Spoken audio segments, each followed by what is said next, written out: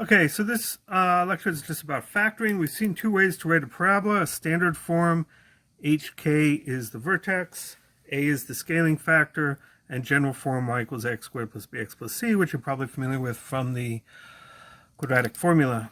So hk is the vertex, a is the stretching factor. They're connected by the formula for the x coordinate of the vertex, h equals minus b over 2a. So factored form is the third way to write parabolas, and factored form is the one that generalizes to polynomials in general. So a factor is something like x minus b. To find the roots of a factor equation, set each factor equal to 0 and solve for x.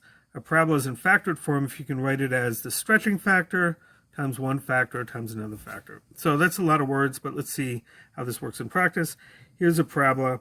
We want to be able to factor that, so we've got y equals x squared plus x minus 6. To factor it, we want to find two numbers, which I'll call R1 and R2, that add together to give me b, which is 1, and multiply together to give me c, which is minus 6. So what are those two numbers? If you think about it a little bit, R1 and R2 have to be either 3 and 2 or 1 and 6, and one of them has to be negative to get a negative sign there. So if we take R1 equal to 3 and R2 equal to minus 2, R1 times R2 is minus 6. R1 plus R2 would be 3 minus 2, that equals 1. So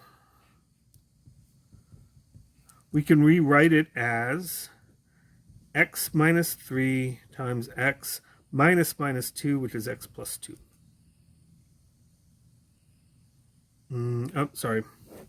Y equals x plus 3, got the signs wrong, and then x minus 2. So these are two roots, is R1 and R2, x plus 3 times x minus 2. How do you verify that your factorization is correct? You multiply it out. So y is first is x squared, outer is x times minus 2 is minus 2x, inner is 3 times x, and last is 3 times minus 2, which is my minus 6. The 3 and the minus 2 add together to give me my plus x. And that's why we want two numbers that add to give plus 1 and multiply to give me minus 6. The plus 1 is the inner and the outer added together. The minus 6 is the last term.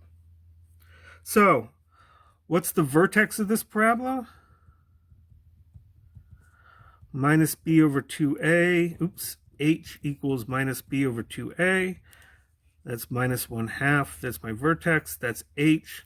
K is the y coordinate of the vertex. It's what I get when I plug in the x coordinate of the vertex into my function, which is into this. Minus 1/2 quantity squared is 1/4. Minus 1/2 minus 1/6. That's minus 6.25. So I can also write my parabola as x plus 1/2 squared minus 6.25. And we can sketch a graph. There's minus 1/2, that's my x coordinate, minus 6.25, that's where my vertex is. What these two numbers tell me are where the x-intercepts are. Because the x-intercepts are what you get when you set y equal to 0. So to set y equal to 0, if I have two things multiplied together to give me 0, that means one of them has to be 0.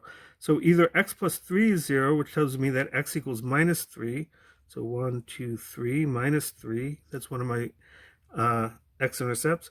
Or x minus 2 has to be 0, and that means that x has to be equal to 2. So those are my two x-intercepts. And so my parabola looks like that. So, how do I find the x-intercepts? This is the factored form. To get the x-intercepts, you set y equal to 0. And you get those two, you get that equation, 0 x plus 3 times x minus 2. So either x plus 3 equals 0, which means that x equals minus 3, or x minus 2 equals 0, which means x equals 2. And that gives me my two x-intercepts. Okay, so we can go the other way, though. If you know the x-intercepts, the roots, you can find the factors and then find the parabola.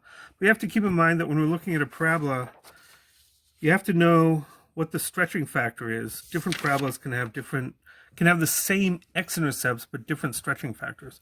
So what's a parabola that has roots x equals 2/3 and x equals -2 with f of 1 equals to 6?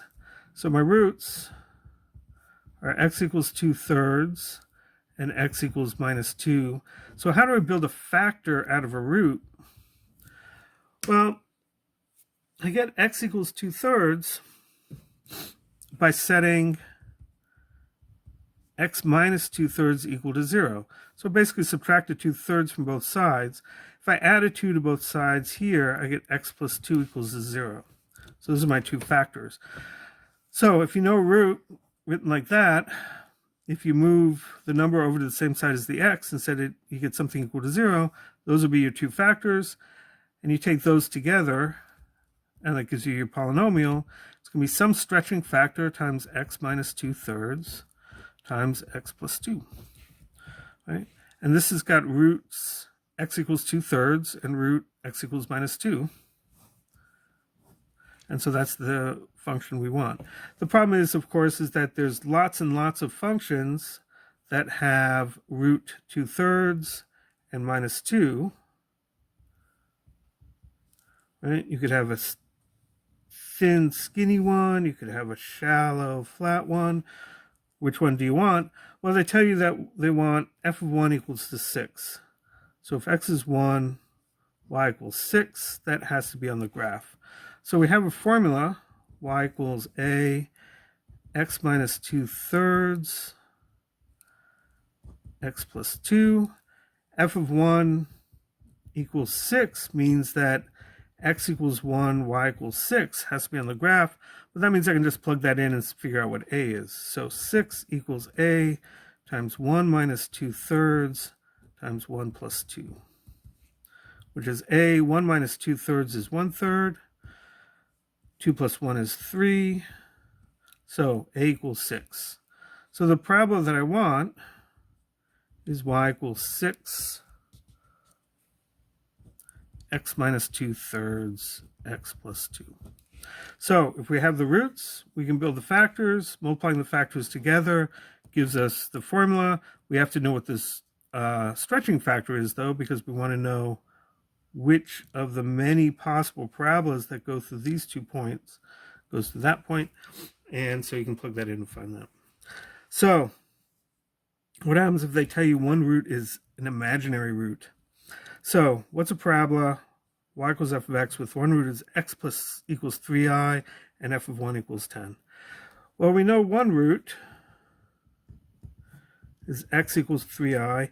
We know also from the quadratic formula that we saw last time that whenever we get an I, it's because there was a negative number inside the square root, and in front of the square root, there was always a plus or minus.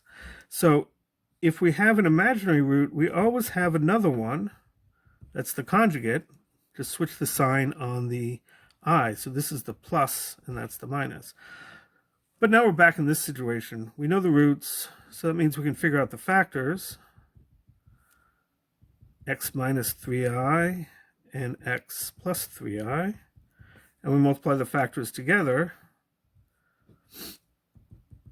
Some stretching factor times x minus 3i times x plus 3i. To simplify this a little bit, we'll actually multiply these things out, right? FOIL out these things, and we'll get a nice thing that comes because these two numbers are conjugates. First is x squared, outer is plus 3 times I times x, inner is minus 3 times I times x, and last is minus 3 squared times I squared. And these two cancel each other out because one's a plus and one's a minus. And this, the I squared, equals -1. And the minus there and the minus sign cancel each other out. 3 squared is 9. So it's just x squared plus 9. So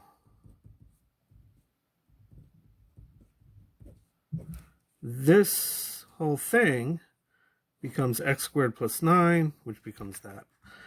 And now we want f of 1 equals to 10. That means my x value is 1, my y value is 10. We plug that in, that gives me 10 equals a times 1 squared plus 9, but this is just 10, so a equals 1. X squared plus 9. And if you graph that, and this is going to be a little graph right at the bottom, but the vertex is at x equals 0 and y equals 9. And it opens up. So if you have two imaginary roots, you're going to get no x-intercepts, right? X-intercepts have to be real numbers, 2/3 of -2, right? That gives you x-intercepts. Imaginary numbers, things with i's, won't give you any x-intercepts. They give you roots, but not x-intercepts. So some parabolas have double roots, and they factor as perfect squares. So if we want to factor x squared minus 6x plus 9, we want two numbers that add up together to give you -6 and multiply together to give you 9. So we're dealing with 3 and 3, or -3 and -3, or 9 and 1, or -9 and -1. But we know that -3 plus -3 equals -6. So R1 equals -3, R2 equals -3. So y equals x minus 3 times x minus 3, or it's a perfect square, x minus 3 squared. You can FOIL this out. If you do, you get that. Remember that x minus 3 quantity squared is x minus 3 times x minus 3. What's the vertex of this parabola? Well, in vertex form, it's x minus 3 squared plus 0. So your vertex is 3, 0.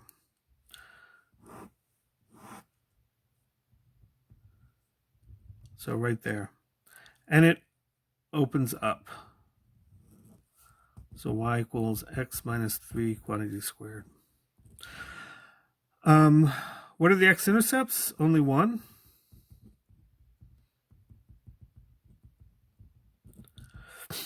And what does it have to do with the factors? Well, the x-intercept is where the factor equals 0. Right, which is always the relationship between factors and x-intercepts. Where the factor equals 0, that's where the x-intercept is, unless your factor is imaginary. Note that this is something squared, right? So this is always positive. It never goes below the y-axis, because if you take any number and square it, you get a positive number. So all your y's are going to be positive, except when x is actually equal to 3 itself, when your y will actually be 0.